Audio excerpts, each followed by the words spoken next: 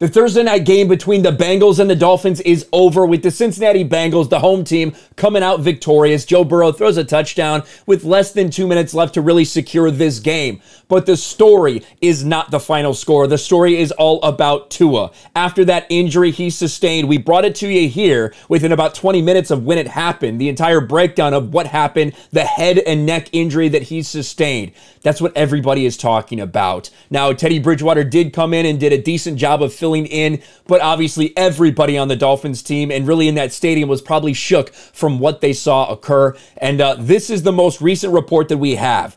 Tua has been ruled out for the remainder of this game with head and neck injuries. Yeah, no shit. And then Tua is conscious and has movement in all his extremities after being taken to a local hospital. That is the good news. That is the very, very good news out there. And I want to go. I have the video pulled up because I want to show you guys the injury if you hadn't seen it already. This is a disaster. Pray for Tua. Fire the medical staffs and coaches.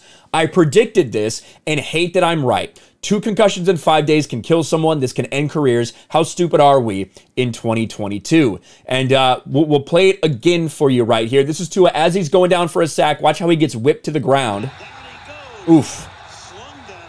Hard. And immediately he's looking to the side. And as he rolls over, look at his hands. Look at his hands. They're basically, it's like they're frozen. It's like they're frozen in a weird spot. They're seized up like this. It looked so weird and disturbing on the field. You immediately knew that something was wrong. And in fact, look at this from Dr. Jesse Morse. Tua, #GoFins. I have serious concerns about another concussion, this time with decorticate posturing. I think that's how you say it. Again, I'm not sure. As I mentioned previously, the main concern if returning from a concussion before symptoms resolve is second impact syndrome. Let's not hope so, because it could be deadly. You see this. This is the posturing that he had, right? Manifestation of brain injury. That's exactly what Tua was doing with his hands up and clutch like that. Second impact syndrome. This is a real serious deal for Tua. And right now, everyone is talking about it because everybody saw what happened to him last Sunday. This Sunday to Thursday turnaround when Tua damn near collapsed on the field after sustaining a head injury. And there was really no evaluation done. There was no mention of a concussion problem. They talked about a potential back issue for Tua, but everyone kind of knew that was a joke. And this same guy that played the video earlier that said he called it, he really did. I retweeted this. This dude called it. If Tua takes the field tonight, it's a massive step back for concussion care in the NFL. If he has a second concussion that destroys his season or career, everyone involved will be sued and should lose their jobs, coaches included. We all saw it. Even they must know this isn't right. Well, unfortunately, what he said came true. Tua did sustain a head injury. Tua did go down. Tua did lose consciousness, got dragged off the field. Tua has been taken to a local hospital for further evaluation. Like we said, he is conscious and has movement. Thank God. Like, legitimately, thank God, because it looked really bad. Looked very bad on the field. You have some people weighing in. The entire sports world is really weighing in. Let's let this play a little bit. You got Patrick Mahomes, prayers up, man. Russell Wilson, praying for you, Tua. You have Ryan Shazier, who went through a bad injury himself. A bad injury. Laura Rutledge praying hard for Tua. Pat McAfee, that's tough to watch. Hope Tua's all right.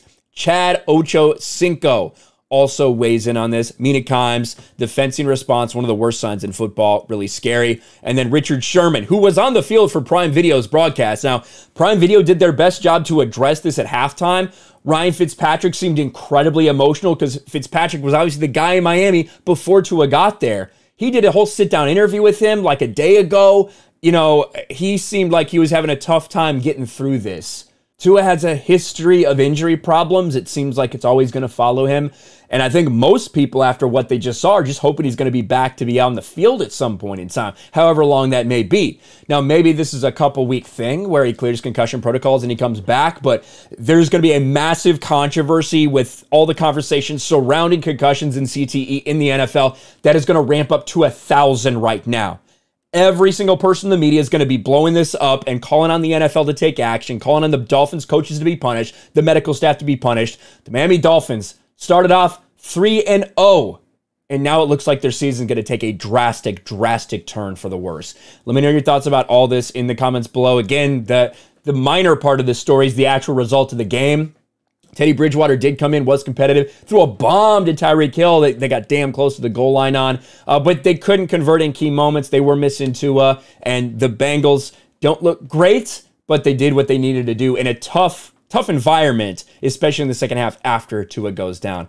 Let me know your thoughts about this, and we will talk to you later.